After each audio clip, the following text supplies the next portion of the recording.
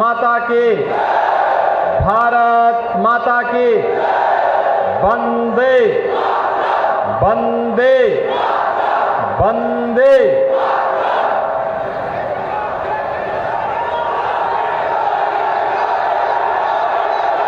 Bharatiya Janata party Ganga पार के अध्यक्ष श्रीमती कविता पटेल जी, जिला प्रभारी श्री उत्तर मौर्य जी, प्रदेश सरकार के पूर्व मंत्री माननीय विधायक श्री सिद्धार्थनाथ सिंह जी, माननीय विधायक श्री हर्षवर्धन वाजपेयी जी, विधान परिषद सदस्य श्री सुरेंद्र चौधरी जी, श्रीमती निर्मला पासवान जी, लोकसभा के संयोजक विधायक फाफा मऊ श्री गुरुप्रसाद मौर्य जी और भारतीय जनता पार्टी के लोकप्रिय प्रत्याशी फूलपुर के लोकप्रिय विधायक श्री प्रवीण पटेल जी, भारी संख्या में उपस्थित फूलपुर के मेरे सभी उपस्थित बहनों और भाइयों, फूलपुर इतिहास बनाने वाली धरती है। बहनों और भाइयों, उत्थान और पतन को किसी एक धरती ने साक्षात अनुभव किया है, वह धरा फूलपुर की है। हमारे संगम की पावन नगरी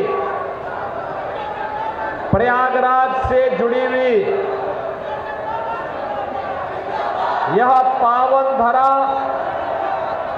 गंगा, यमुना और सरस्वती का पावन संगम, महर्षि भारद्वाज का अति प्राचीन आश्रम, उनकी साधना स्थली, लेटे हुए हनुमान जी भी है। और बहनों और भाइयों,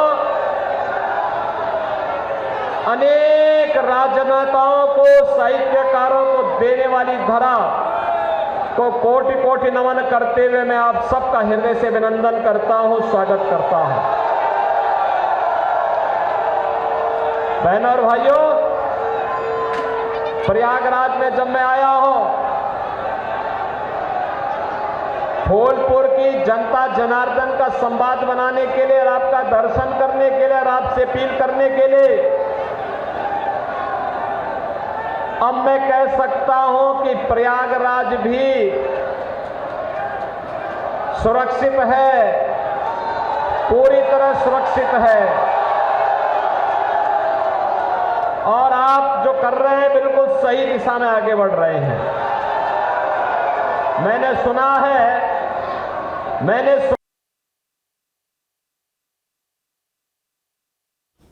तो फूलपुर से मुख्यमंत्री योगी आदित्यनाथ को आप सुन रहे हैं, जहां पर वो सभा को संबोधित कर रहे हैं। भारी संख्या में समर्थकों की भीड़ भी पहुंची हुई है। फूलपुर से बीजेपी प्रत्याशी के लिए प्रचार करने के लिए मुख्यमंत्री पहुंचे हुए हैं। लेकिन फूलपुर ने उनको आसमान दिखा दिया है। और हमारा फूलपुर क्यों नहीं आसमान दिखाएगा? क्योंकि ये पूरे प्रयागराज के रीजन में जिन लोगों ने वसूली के अड्डे खोले हुए थे, गरीबों की जमीनों पर कब्जा कर रहे थे, बेटी और व्यापारी की सुरक्षा के लिए जो खतरा बने हुए थे, और आम नागरिक के लिए, दलितों के लिए, पिछड़ों के लिए, व्यापारियों की सुरक्षा के लिए जो खतरा बने हुए थे, वे सब अब तो स्वाहा हो गए हैं, मिट्टी में मिल गए हैं। मिल गए ना? अब कोई संदेह है क्या? कोई संदेह? प्रदेश खुश है, देश खुश है, लेकिन समाजवादी पार्टी के यहां मातम है। उनको आपकी चिंता नहीं थी, उनको प्रदेश की चिंता नहीं थी, उनको बेटी की चिंता भी नहीं थी और व्यापारी की भी चिंता नहीं थी। उनको अपनी राजनीति की चिंता थी। देश की कीमत पर वे लोग, कांग्रेस और समाजवादी पार्टी के लोग राजनीति करना चाहते हैं। और समाजवादी पार्टी का इतिहास तो वैसे भी काले कारनामों से भरा पड़ा है जी, भरा पड़ा है। एक नहीं अनेक ऐसे उदाहरण उन्होंने प्रस्तुत किए हैं। अराजकता का तांडव, अव्यवस्था, गुंडागर्दी, ये लगातार इनके द्वारा होता रहा। और परिणाम क्या था? प्रदेश के सामने पहचान का संकट। किसी गरीब, मुझे याद है इसी प्रयागराज क्षेत्र में, इसी फूलपुर क्षेत्र की एक मौर्य परिवार की वो महिला, जिसकी 10 बीघा जमीन को ये माफिया कब्जा कर लिया था, उसके पति की हत्या करने के बाद कब्जा कर लिया था।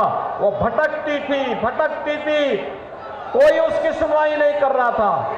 बहनों और भाइयों, आज मुझे प्रसन्नता होती है जब उस मौर्य परिवार को हमने फिर से उसकी जमीन पे कब्जा करवाया और कहा कि चिंता मत करो माता जी,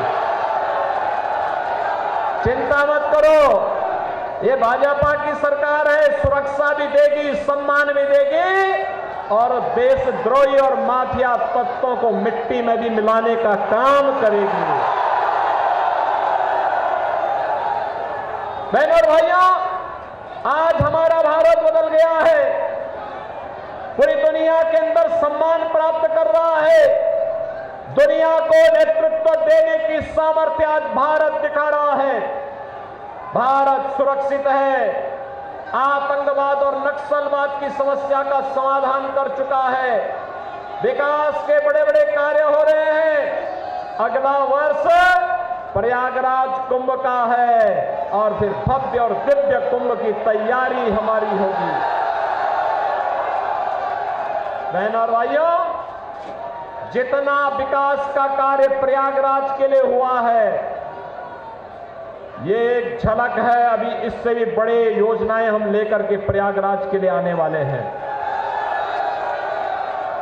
बहनों और भाइयों, गरीब कल्याणकारी योजनाएं जो ये माफिया और अपराधी डकार जाते थे, खा जाते थे, गरीब को राशन नहीं मिलता था, गरीब भूख से मरता था, स्वास्थ्य की सुविधा के अभाव में मरता था, गरीब को के हकों पर डकैती पड़ती थी, उसको मकान नहीं मिलता था, मकान, गरीब का मकान समाजवादी पार्टी के गुंडे हड़प जाते थे। लेकिन अब यह भाजपा का शासन है, डबल इंजन सरकार बुलेट की स्पीड से काम करता है और बुलेट की स्पीड से कार्य करते हुए परिणाम भी दे देता है।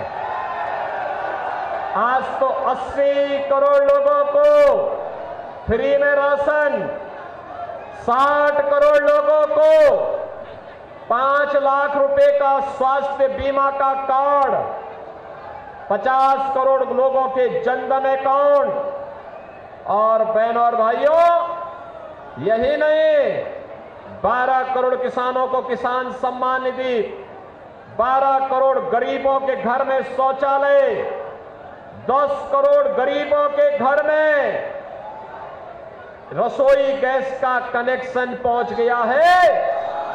और यही नहीं बहनों और भाइयों, मोदी जी ने भी कहा है 70 वर्ष से ऊपर का जो भी बुजुर्ग होगा उसको 5 लाख रुपए हर वर्ष उपचार के लिए कार्ड उपलब्ध करवाएंगे, फ्री में उपचार। 4 करोड़ गरीबों के मकान बन गए हैं, जो बाकी बचे होंगे वह मोदी जी देंगे और माफिया की संपत्ति को वापस ले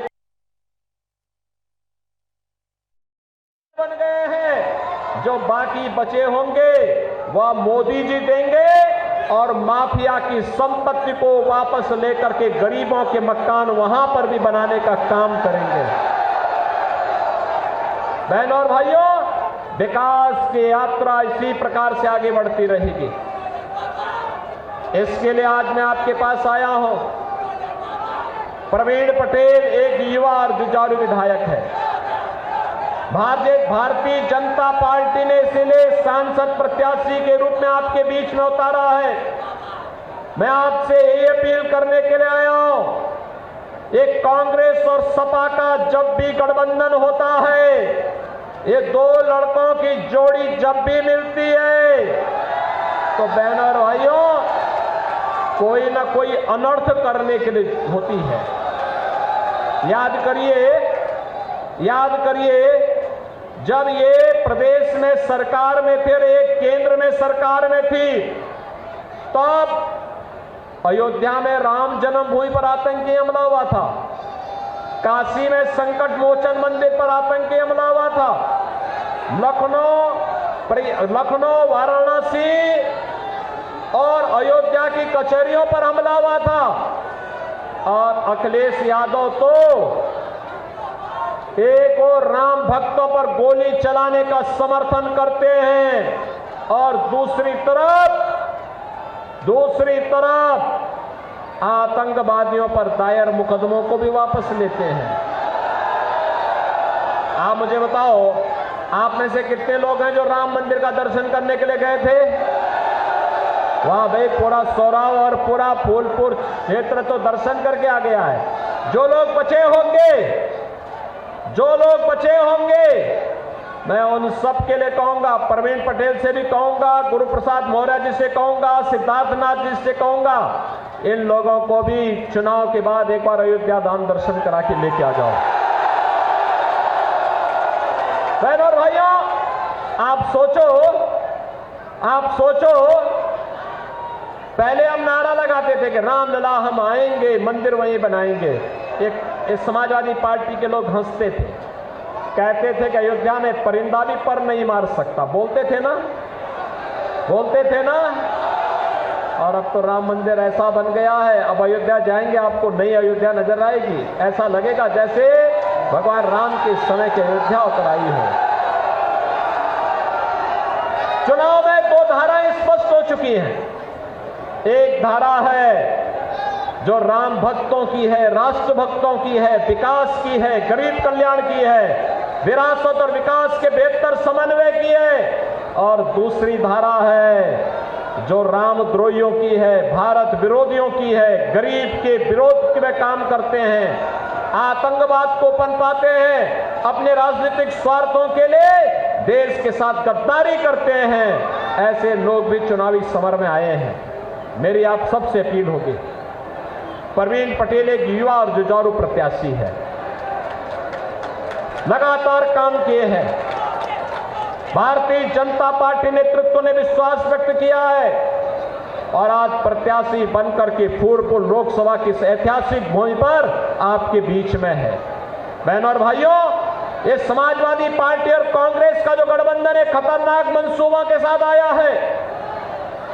इनका घोषणा पत्र कहता है कि इनके अंदर औरंगजेब की आत्मा जा चुकी है, ये जजिया कर लगाना चाहते हैं। मैंने मुसलमान कई परिवार देखे हैं, मुसलमान भी अपने पुत्र का नाम औरंगजेब नहीं रखता, क्योंकि औरंगजेब ने सबसे पहला काम किया था, अपने भाई की हत्या की थी। फिर उसने अपने बाप को ही जेल में बंद कर दिया था और फिर हिंदुओं पर उसने जजिया कर लगाया था।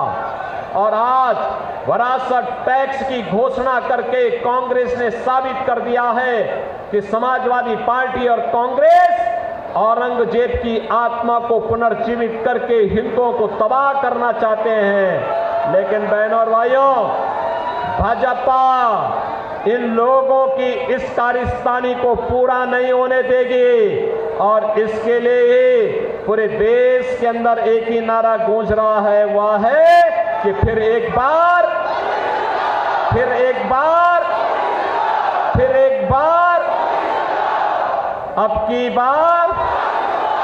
अब की बार जब 400 पार की बात करते हैं तो समाजवादी पार्टी के लोगों को तो चक्कर आने लगता है।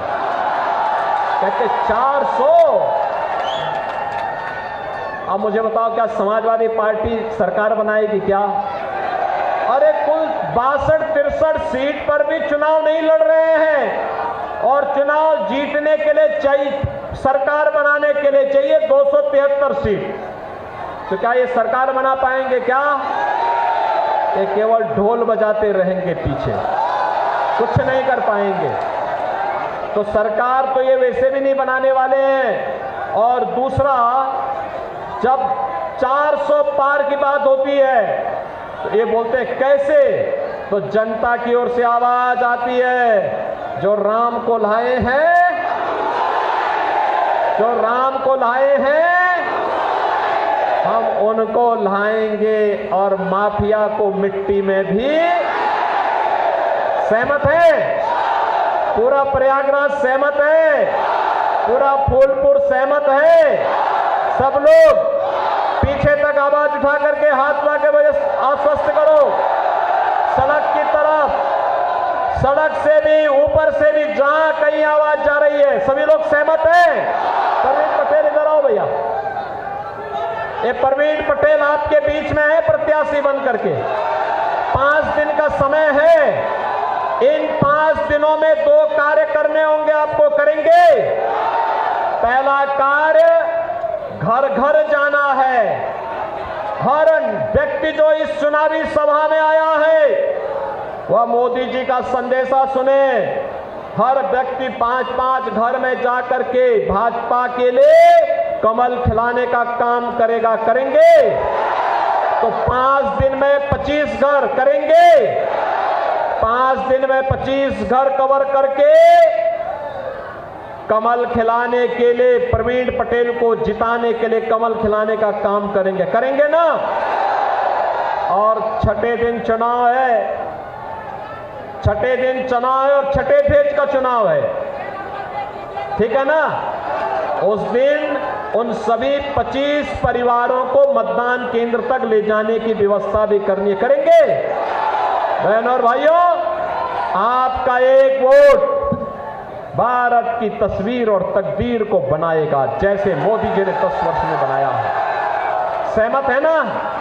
सहमत है? तो फिर मेरे साथ बोलेंगे, भारत माता की, भारत माता की, भारत माता की जय श्री राम, जय श्री राम, जय जय श्री राम।